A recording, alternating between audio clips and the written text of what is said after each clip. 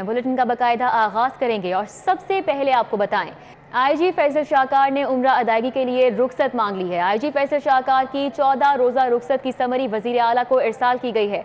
महकमा सर्विसेज ने रुखसत की समरी वजीर आला को इरसाल की है। इस हवाले से भी डिटेल्स जान लेते हैं कैसर खोखर से। जी कैसर खोखर।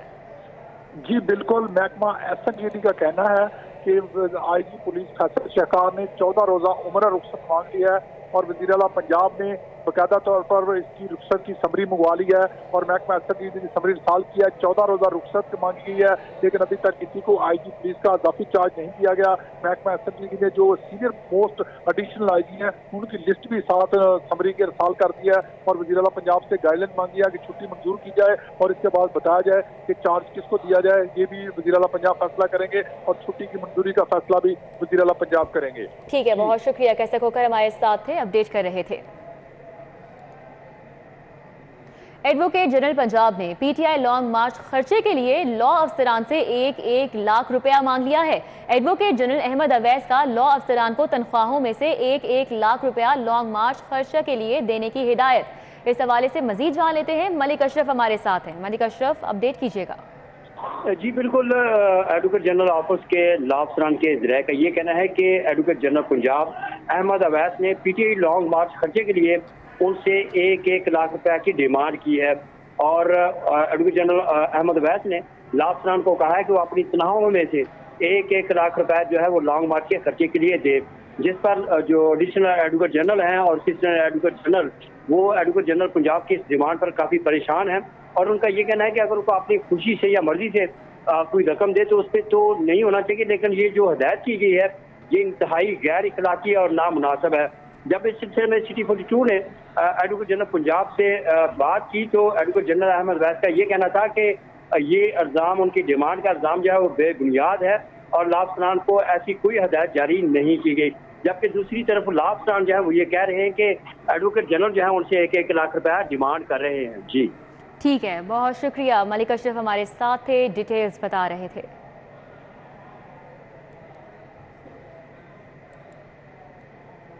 अभी आपको बताएं, दोस्त मोहम्मद मिजारी के खिलाफ सरकारी अराजी पर कब्जे का इल्जाम है। साबिक डिप्टी स्पीकर पंजाब असम्बली की दरख्वास्त जमानत पर समाअत हुई।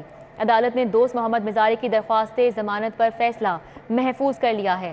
सरकारी वकील मोहम्मद आजर ने दलाइल मुकम्मल कर लिए। एंटी करप्शन के तफ्तीशी अफसर अनवर शाह ने केस के हक़ाइक़ से आगाह किया। सरकारी वकील ने दरख्वास्त खारिज करने की इस्तदा की। सरकारी वकील की जानिब से कहा गया कि दोस्त मोहम्मद खान मिजारी ने अराजी का रिकॉर्ड पास रखा हुआ है। दोस्त मोहम्मद खान मिजारी के वकील फरहाद अली शाह ने दलाइल मुकम्मल कर रखे हैं। एंटी करप्शन कोर्ट के जज खालिद महमूद भट्टी ने ये समाअत की।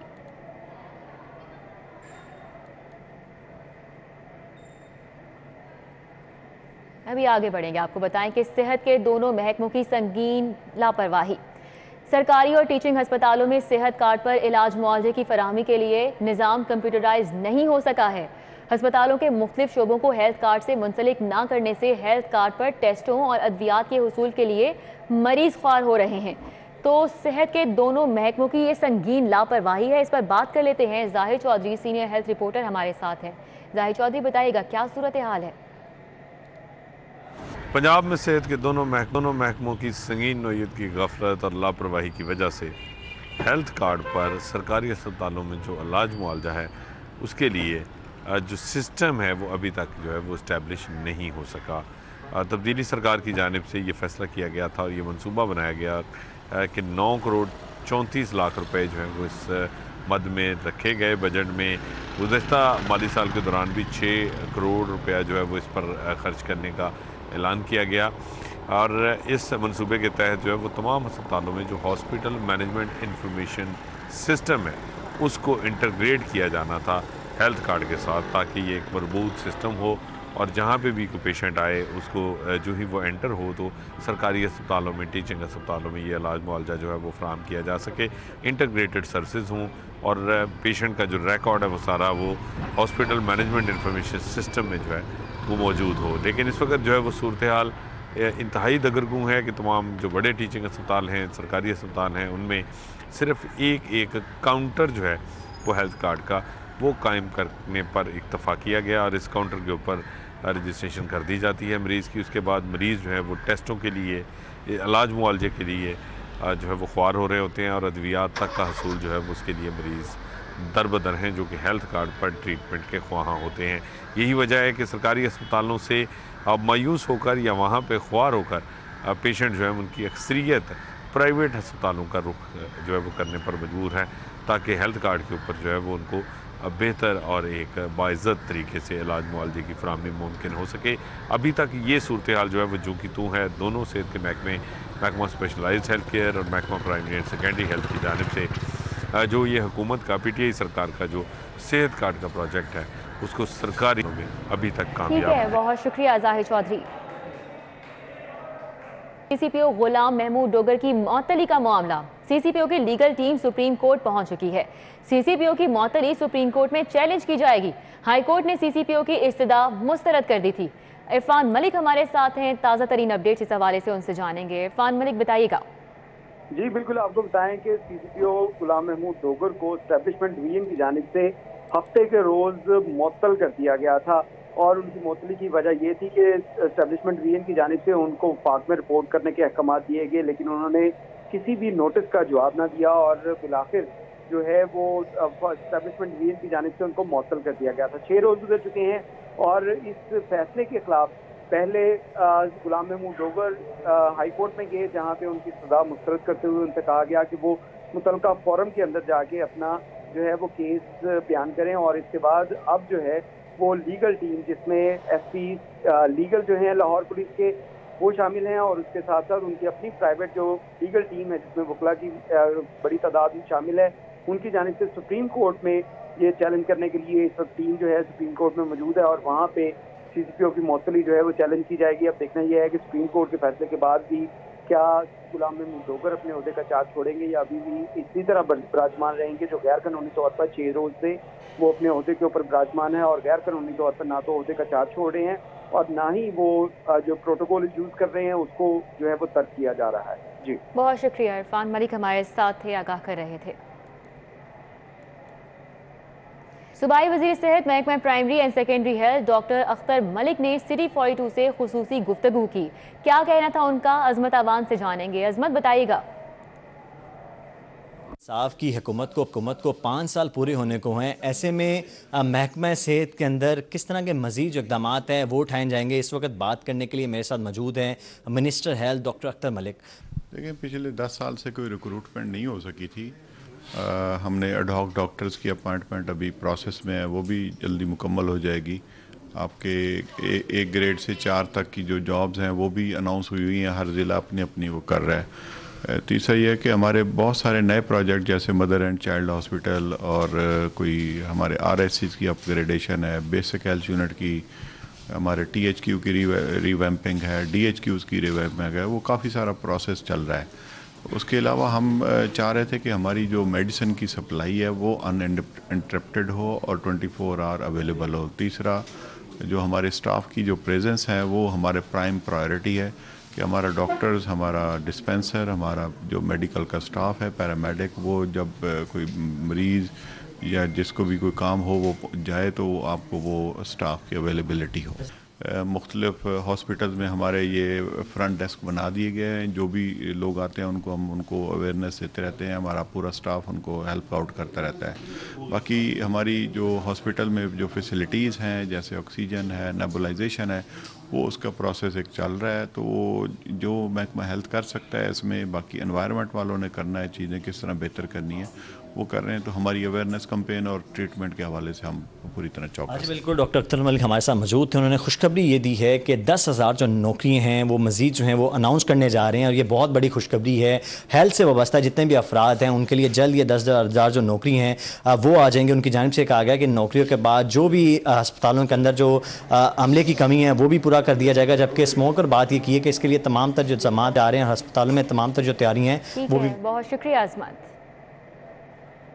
लेस्को ने बिलों की अदायगी की मुकर्ररा तारीख में 1 रोज़ की तौसी कर दी है। यौम इकबाल की छुट्टी होने की वजह से तारीख में तौसी की गई है। मुकर्ररा तारीख 9 नवंबर वाले सारिफीन को 10 नवंबर की तारीख दी गई है। 9 नवंबर मुकर्ररा तारीख आज जुर्माने के बगैर बिल जमा करवा सकेंगे। सारिफीन ऑनलाइन बिल्स निकाल कर मुख्तलिफ बैंक्स में जमा करवा सकते हैं।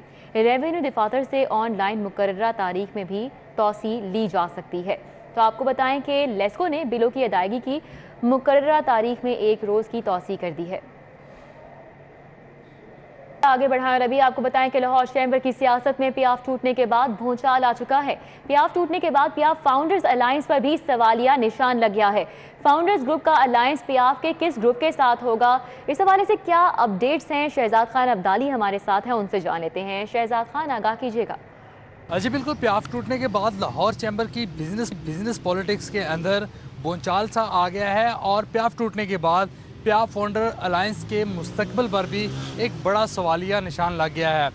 आया फाउंडर ग्रुप जो है वो पियाफ के किस धड़े के साथ मुस्तकबिल में अलायंस बनाएगा, ये एक बड़ा क्वेश्चन मार्क इस वक्त शहर की बिजनेस कम्युनिटी के जहन में गर्दिश कर रहा है। क्या फाउंडर ग्रुप मियां शफकत का जो पियाफ का ग्रुप है उसके साथ मुस्तकबिल में अलायंस के साथ चलेगा, या मियां अंजम निसार पियाफ के ग्रुप के साथ फाउंडर का ग्रुप जो है वो मुस्तकबिल में अलायंस बना के साथ चलेगा। लाहौर चैम्बर की बिजनेस पॉलिटिक्स के अंदर नए अलायंस बनने के कभी इम्कानात पैदा हो गए हैं और इस वक्त शहर की बिजनेस पॉलिटिक्स के अंदर एक बड़ा भूचाल सा देखा जा रहा है। ये भी कहा जा रहा है कि क्या मियां शफकत ग्रुप, लाहौर बिजनेसमैन फ्रंट और फाउंडर ग्रुप के साथ मिलकर एक नए अलायंस की तरफ जाएगा, या फाउंडर ग्रुप जो है वो मियां अंजम निसार के पियाफ ग्रुप के साथ मिलकर उसी अलायंस को बरकरार रखेगा। इस हवाले से बिजनेस कम्युनिटी के जहन में सवाल जो है वो गर्दिश कर रहे हैं और मियां अंजम निसार ग्रुप से ताल्लुक़ रखने वाले जो पियाफ का धड़ा है उसकी जानब से भी शो ऑफ पावर दिखाने के लिए आज शाम को गुलबर्ग मेन बुलेवार्ड पर एक बड़ा इजलास भी तलब कर लिया गया है और देखना यह है कि आइंदा आने वाले दिनों में। शहजाद खान अब्दाली। DGLDA आमिर अहमद खान का 1 विंडो सेल का दौरा। DGLDA ने मसाइल सुनकर मौके पर अहकाम जारी किए। LDA में आने वाले शहरियों के काम फास्ट ट्रैक पर मुकम्मल करने का हुक्म भी दिया। 1 विंडो सेल पर खवातीन और मुअम्मर अफराद के लिए अलग लाउंजेस बनाने की हिदायत दी। डायरेक्टर जनरल LDA के हमरा डायरेक्टर 1 विंडो अली बिन सुहेल भी मौजूद थे। डायरेक्टर एडमिनिस्ट्रेशन इमरान अली और दीगर मुतल्लिका अफसरान भी मौजूद रहे। कॉमसेट्स यूनिवर्सिटी लाहौर कैंपस में सालाना कॉन्वोकेशन में 1607 तलबा तालिबात को डिग्रियों से नवाजा गया। कलीम अख्तर हमारे साथ हैं, कॉन्वोकेशन का हवाला उनसे जानेंगे। जी कलीम। जी बिल्कुल, इस वक्त मैं कॉमसेट यूनिवर्सिटी के अंदर मौजूद हूँ जहाँ पर सालाना कॉन्वोकेशन का इनकाद किया गया है। इस कॉन्वोकेशन के अंदर 1607 फारिगुल तहसील तलबा और तालबात में डिग्रियाँ तकसीम की गई हैं, जबकि 19 PhD के जो तलबा और तालबात हैं उन्हें भी एजाजी जो शील्ड है उसके साथ साथ गोल्ड मेडल दिए गए हैं। मेरे साथ तलबा मौजूद है जिन्होंने न सिर्फ अपने कैंपस में बल्कि कॉमसेट के जितने भी कैंपस हैं उस सब में टॉप किया है और गोल्ड मेडल हासिल किया है। इनसे ज़रा बात करते हैं। अच्छा, मुझे बताइएगा कि आपकी जो अचीवमेंट है वो बहुत ही काबिल तारीफ़ है और ये बहुत रेयर बच्चे होते हैं जो इस तरह की अचीवमेंट हासिल करते हैं, तो किस तरह खुशी का इज़हार करेंगे? मैं अल्लाह ताला का शुक्र अदा करूँगी। इसमें सब कुछ अल्लाह ताला का है और अम्मा की और बाबा की दुआओं का है। मेरी अम्मा ने बहुत दुआएं की, उन सब का यही नतीजा है और इसमें अल्लाह ताला का बहुत शुक्र है। जी बिल्कुल, यहाँ पर जो तालबा है वो अल्लाह का शुक्र अदा कर रही हैं, माँ बाप की जो दुआएं हैं उनका भी शुक्रिया अदा कर रही हैं कि उनकी दुआ की बदौलत यहाँ पर पहुँची हैं। आप किस तरह अपनी खुशी का इजहार करेंगे? आपकी जो बेटी है उन्होंने बहुत बड़ी अचीवमेंट हासिल की है। मैं बहुत खुश हूँ, अल्लाह ताला का लाख लाख शुक्र है कि मेरी बेटी ने सारे कैंपसेस में टॉप किया है। तो ये सिर्फ दुनियावी जो है ना, इसको मेरी दुआ है कि अल्लाह ताला इसको दुनिया में भी और आखिरत में भी इसको जो है ना कामयाबी दे और दीन और दुनिया दोनों में इसको कामयाब करे। अल्लाह का शुक्र है। अल्लाह जी बिल्कुल, आगे फ्यूचर में क्या करना चाह रही हैं आप? मैं आगे स्टडीज़ को कंटिन्यू करना चाह रही हूँ और फिर इंशाल्लाह आगे जॉब की तरफ। रिया कलीम हमारे साथ अपडेट कर रहे थे। तो स्टूडियो से फिर वक्त इतना ही।